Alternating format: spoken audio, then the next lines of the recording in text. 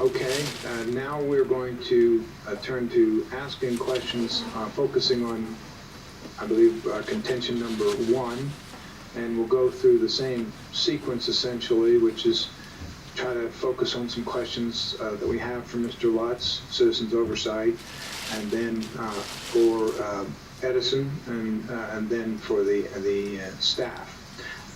Some of these questions may be a bit repetitive. Please listen to them because we may ask you the same question. And Mr. Lutz, what we're going to also do with regard to this is, since you have essentially, your entity has the burden, as it were, to show that your contentions are admissible, we're going to give you a shot at the end of each contention. So we'll go Citizens Oversight, applicant, staff, and then we'll ask you for any rebuttal you may have. Thank you.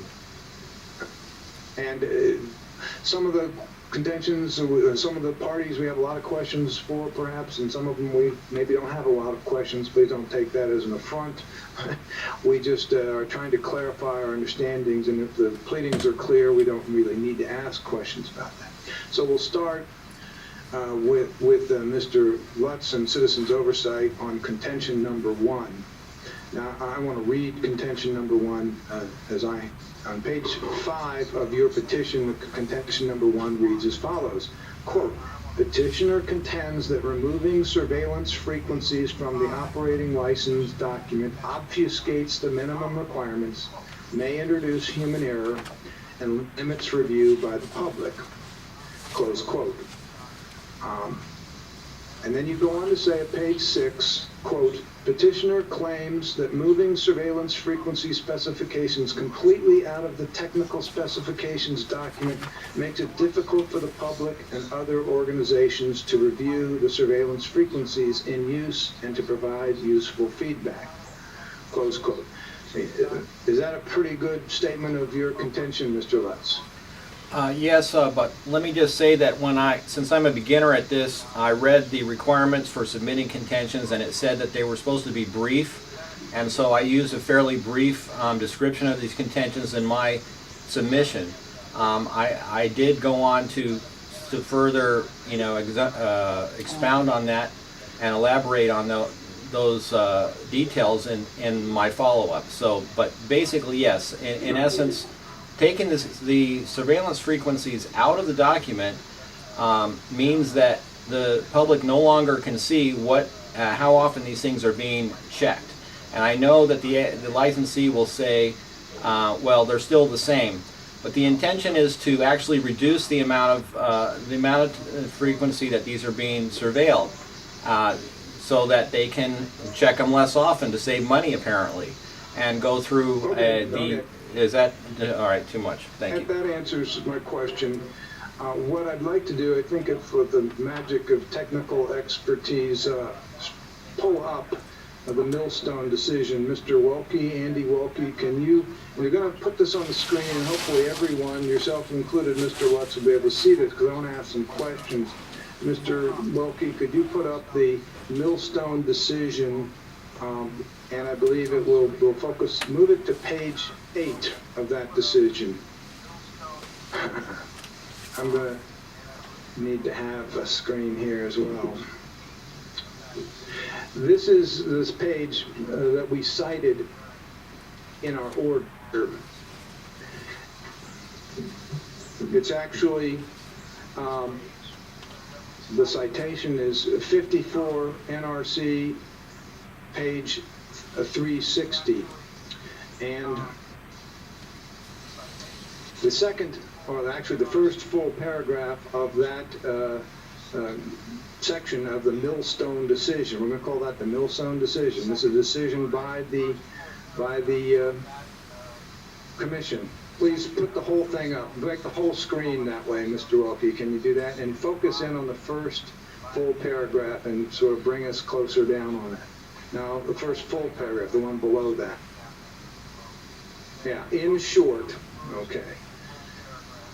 This is a decision by the commission, which is binding on us, and it says, in short, seeking to maintain low-level effluent monitoring procedures in the millstone tech specs, the petitioner may not simply complain generally of lost hearing opportunities causing future safety risk. An admissible contention must explain with specificity particular safety or legal reasons requiring the rejection of the contested license amendments. So, I read your pleadings, Mr. Lutz, and I'm not sure I see an explanation with specificity of particular safety or legal reasons why any given surveillance frequency must be maintained in the license or not. Can you help me with that? Certainly. First, if I can speak in general with regard to the Millstone decision, this was originally a 2-to-1 vote, so there was someone who did not agree with the majority to go along with that, at least at that initial level, and agreed that they should go ahead and intervene. So it was not unanimous. And first of all, I'd like to say that I believe that for petitioners coming forward, members of the public and so forth, should be given the benefit of the doubt. If something is not unanimous, then they should go ahead with a hearing. A hearing is not the end of the world, and you guys treat it like you got to avoid a hearing or you're going to die. Now, well, let me just ask you this, Mr. Lutz. At the commission level, and that's what I'm quoting, is a decision by the commission. It was unanimous. All 5 commissioners ruled in that contention should not be admitted because the applicant had failed to, the petitioner had failed to provide specific particular safety reasons. So whether it's a 5-to-1 or a 3-to-2, that's binding on us. Or a judicial body. Where is it in your petition that you have shown specificity of why a given surveillance frequency represents a significant safety problem? okay, well, I didn't have a chance to respond before oral arguments, and so basically I'd like to do that now if I can. But I'd like to say, if I can also, that decision is over 10 years old. We do have a new administration who issued an executive order for more openness, and so I believe that if it was reviewed again today, it might not be unanimous for that decision, and I hope it wouldn't be. Now, with regard to this question about whether surveillance frequencies are important, basically you have 2 parts, and the one that I referenced was much different. Like if you compare what happened in Millstone, they were talking about effluent coming out of the plant somewhere, and they were worried about whether or not it was being measured well enough by the licensee there. And the question that was being entertained in the whole decision was, if the licensee did not check that frequently enough, would that actually do anything? Well, it might disturb the residents in the area because they want to know how much effluent is coming out. But it certainly would not necessarily result in an accident at the plant, because checking the effluent coming out of the plant and into the streams is not directly related to the operation of the plant. In contrast, the surveillance frequency specifications that are being proposed to be removed by the licensee in this case are within the containment building itself. And these are very, very critical systems that have to be checked on a regular basis. And to say that we're going to put this into a closed system where only the NRC and the licensee are going to know how often these critical things are going to be checked, I think is inappropriate and unacceptable to the public. We want to know if they are saying we're not going to check the reactor coolant system, we're going to start checking that instead of 12 hours, we're going to go down to once every 3 days or a month. That's unacceptable for the public. We want to know if that's happening. And so to move this over into the surveillance frequency control program, which we then have no ability to monitor at all, is unacceptable. And that's why this is a big difference between... All right, let me ask another question on that same page. If you can pull that up, Mr. Wilkie. The bottom of the page, the last paragraph. The last paragraph reads, quote, technical specifications therefore should be reserved for those reactor operation conditions or limitations necessary to obviate the possibility of an abnormal situation or event giving rise to an immediate threat to the public health and safety. Close quote. The commission goes on to say not every detail needs to be in the license, only those which have a significant safety impact. Now, what I was looking for in your petition or your reply was for you to identify specific surveillance frequencies, like checking X every 12 hours, and you would say, well, that's a problem because that isn't sufficient, because that's a important safety issue, and explaining to us and helping us with that. Okay. I just see a sort of a jitful shotgun on everything.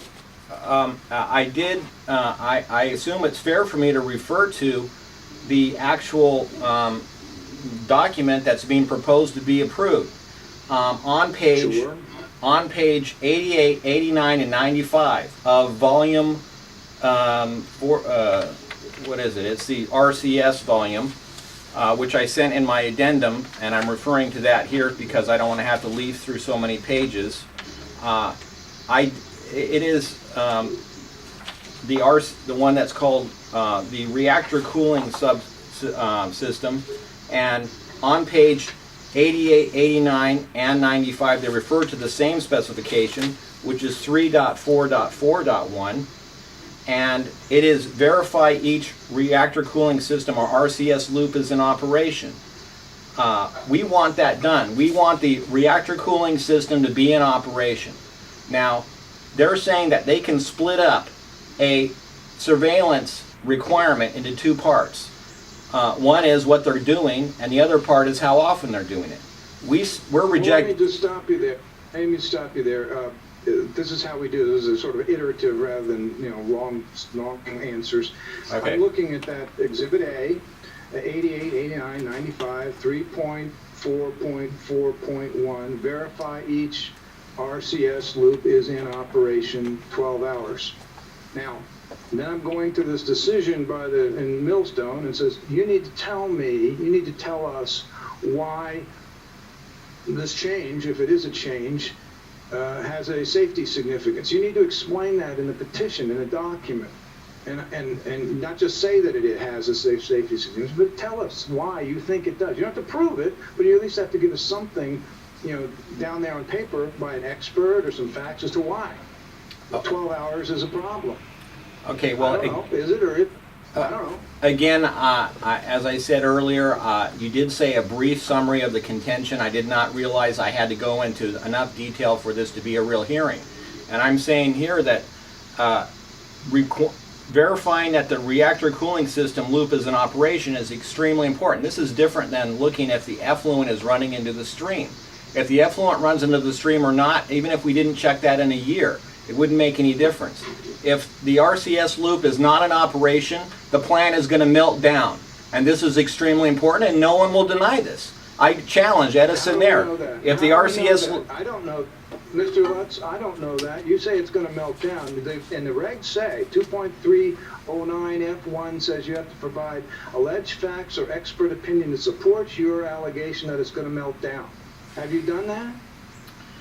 I don't know. Well, sir... That's what I'm asking for. Yes, actually, as I said before in my original opening arguments, in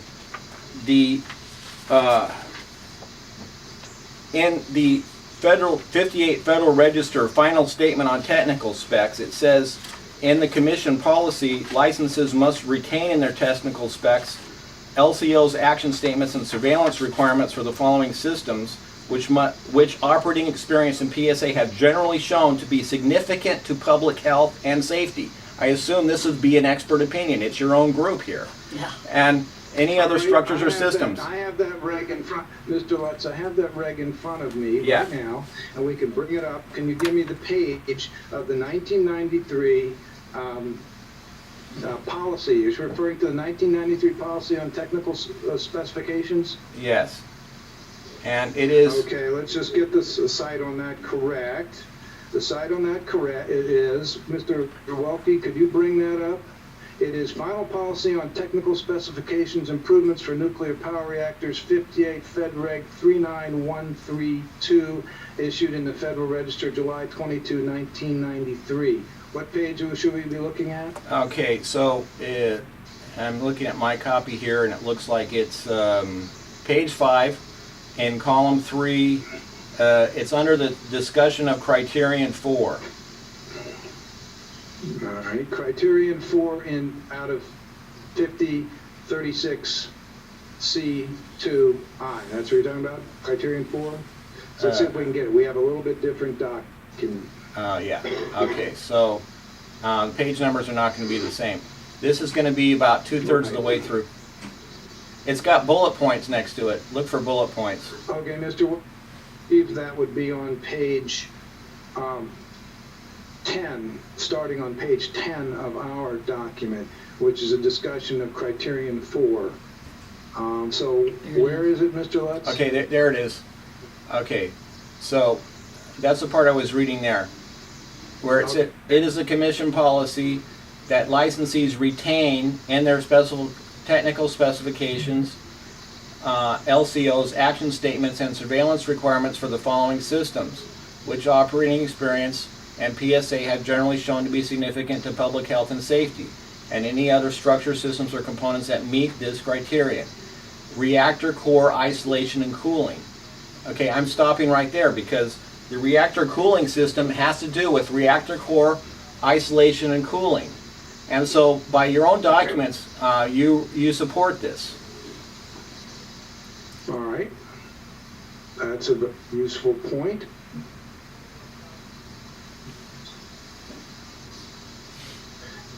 Yeah, well, it does, you can ask that question. Well, if I can go on Referring to technical specifications, Mr. Lutz, is this referring to technical specifications or surveillance frequency? this is There it is. referring to the technical this document is the Commission's final statement on technical specifications submitted at that time. Yeah, it refers to surveillance requirements. It doesn't say surveillance frequency. Maybe we can probe Mr. France on that and see what his rebuttal may be. But all right, I see what you're citing, Mr. Lutz. I see.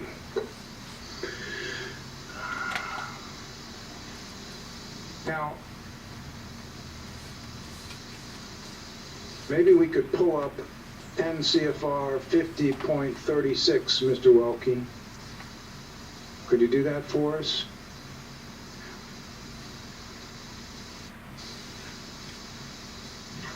Well, let me just hold up, Mr. Welke. Let's just go back to, sorry for the difficulty, to the Millstone decision and go to page 9 of the Millstone decision.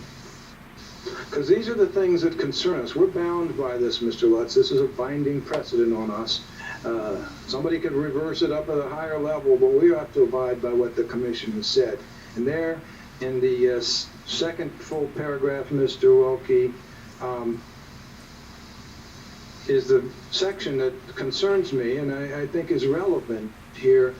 It says, quote, this license amendment proceeding offers the petitioner the opportunity. You can't see anything on this side. It's blank.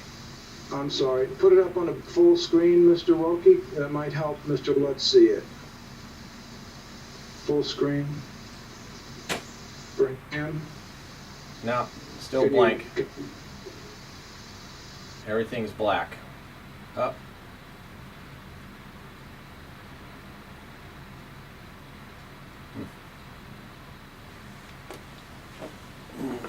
Demonstrating.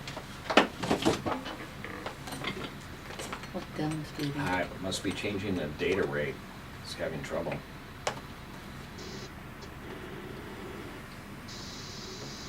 Mr. Lutz? I can hear you, Can but you hear us? I can hear you, but okay, there we There it go. is. There it is. Okay. Sorry for the No worries. difficulty. Let me just read, this is an excerpt from the Millstone decision. Quote, this license amendment proceeding offers the petitioners the opportunity to come forward and state why the nature of these effluent procedures at issue here is such that they should not be removed from the technical specifications. The petitioners have not done so.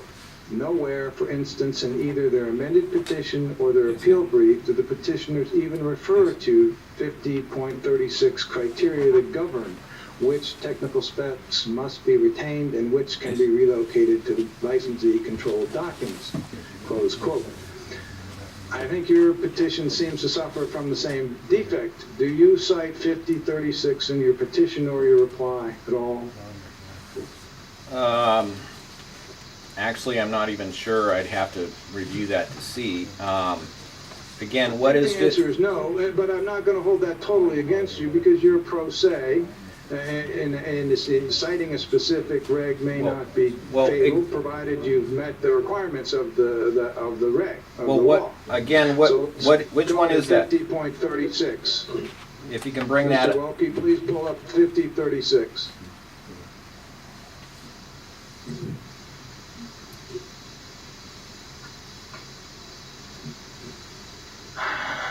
Okay, this 50.10 CFR section 50.36 is the reg, one of the regs, the main reg that deals with technical specifications. okay. We have a subsection A, which we can skip, go to subsection B, which we can skip, go to C, page down, C. Okay, so Technical specification. I'm reading, are you able to see the Yeah. regulation in question? actually Yeah. now, can I respond to your question? I haven't posed my question yet. Well, you asked So me we're if looking at- you asked me if I covered this in anything that I presented, and in my oral argument, I did actually cover this in my introductory Yes, statement. you mentioned it in your oral argument. I asked if you put it into your petition or your reply. And the answer to that is no. But that's not fatal because you may still have met the criteria. You're pro se. You don't necessarily know all the regs. That's understood. If you have a valid claim, you have a valid claim whether you cited the reg or not. So let's go to 5036C. Mr. Welke, would you pull that up? Okay, C, technical specifications will include items in the following categories. There's a category 1, safety limits. Go to the next category, Mr. Welke, page down. Category 2, keep going, keep going, keep going. 2, limiting conditions for operation. Then you go down there a little bit further, Mr. Welke, stop. And now we have the 4 criteria that I'm going to ask Mr. France and Mr. Roth some questions about. There are 4 criteria for tech specs that must be in the license. So would you look at those, Mr. Lutz, and tell us?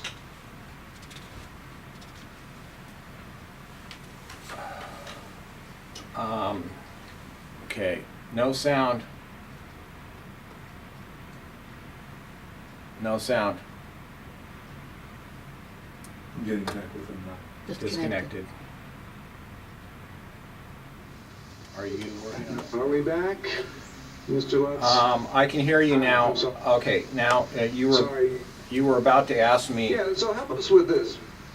Look at those 4 criteria, if you would, in 50.36 C2, double I, A through D. Do the surveillance frequency issues satisfy any of those criteria? Excuse me, but these are events that do not require a licensee event report. The licensee shall retain each record and so forth. I see. Technical specification, limiting condition for operation of a nuclear reactor must be established for each item, meeting one or more of the following criteria. Yeah, if it meets one of the criteria, it has to be a tech spec, and you would that would be favorable to your position. So criterion 1, install instrumentation that is used to detect and indicate in the control room a significant abnormal degradation of reactor coolant pressure boundary.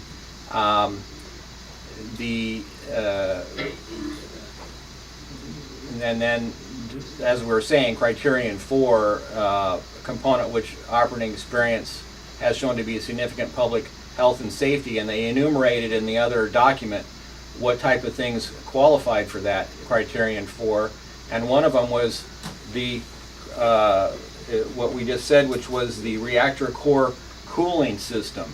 And the reactor core cooling system is within criterion 4.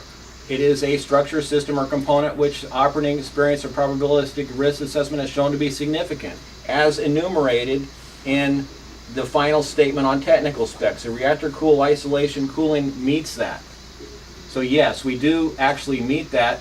I was actually looking up, and maybe you can correct me on this, but up is what I mentioned in my first introductory statements under C1 lowercase I, and maybe you can tell me that I'm out of line by looking up there, but that is where they talk about the two categories that I was referencing as to be class 1 and class 2.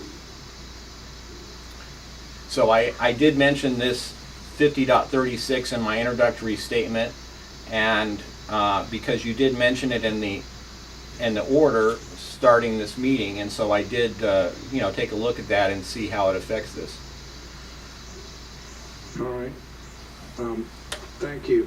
Do either of my colleagues have questions for Mr. Lutz at this time on contention number 1? Mr. Lutz? Yes.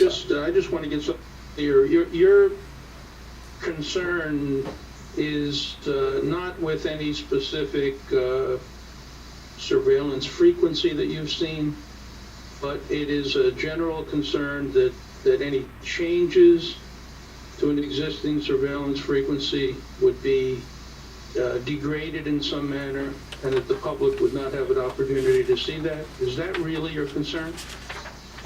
Well, in this first contention, yes, and I would like to expand on that a little bit because in the regulatory guide 1.177 called An Approach for Plant-Specific Risk-Informed Decision-Making, Technical Specifications,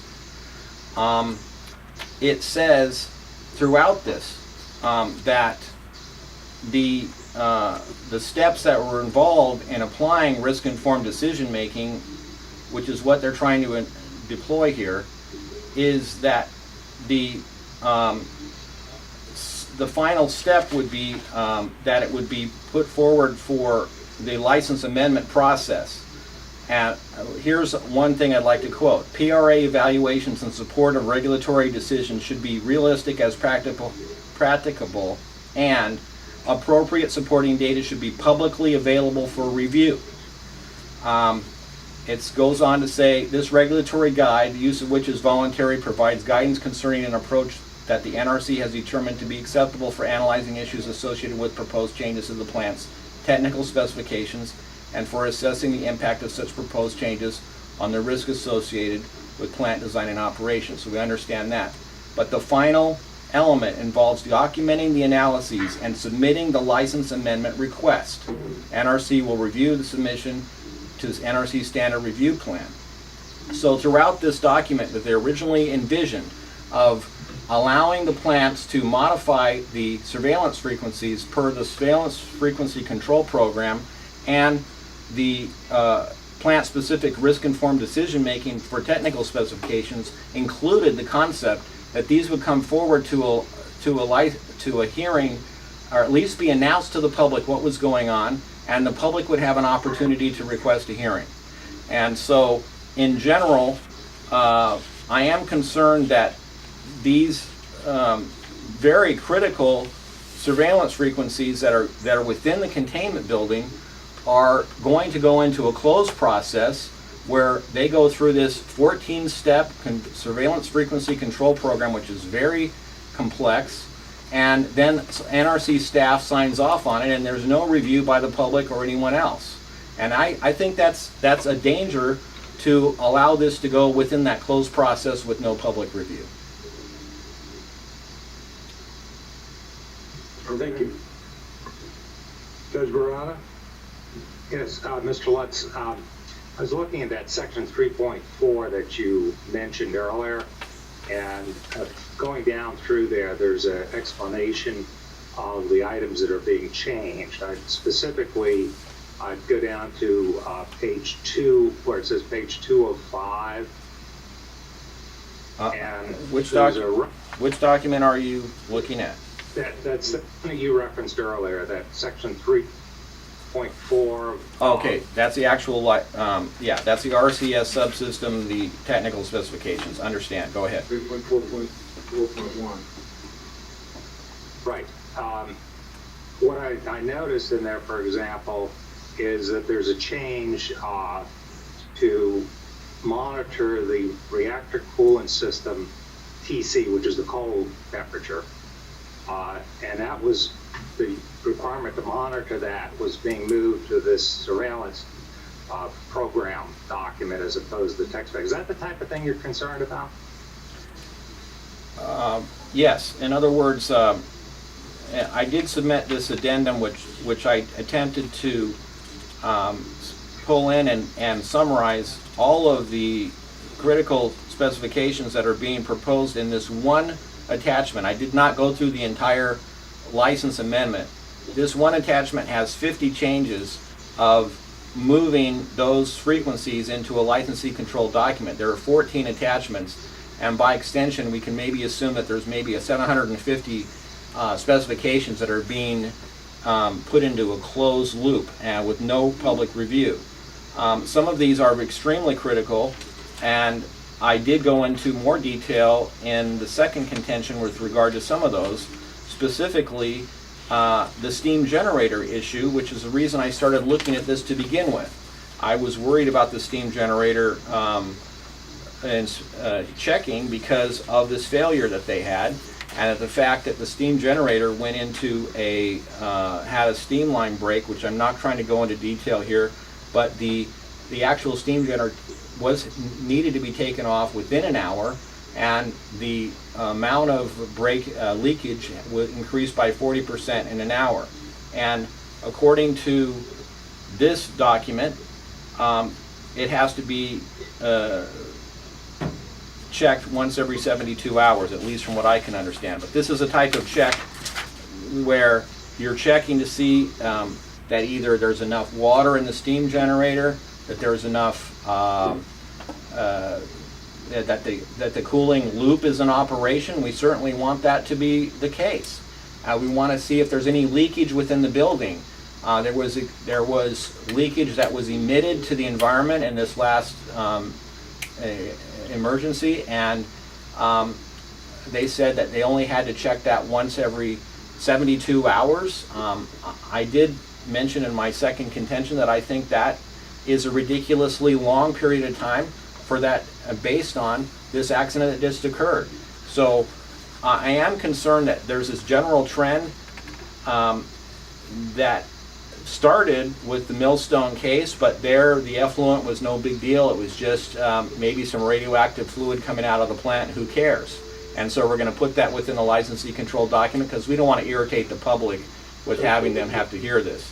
And here, though, they're going way overboard. They're putting hundreds and hundreds of critical inspections out of the public review and into a licensee control document that only is reviewed now, according to this proposal, by this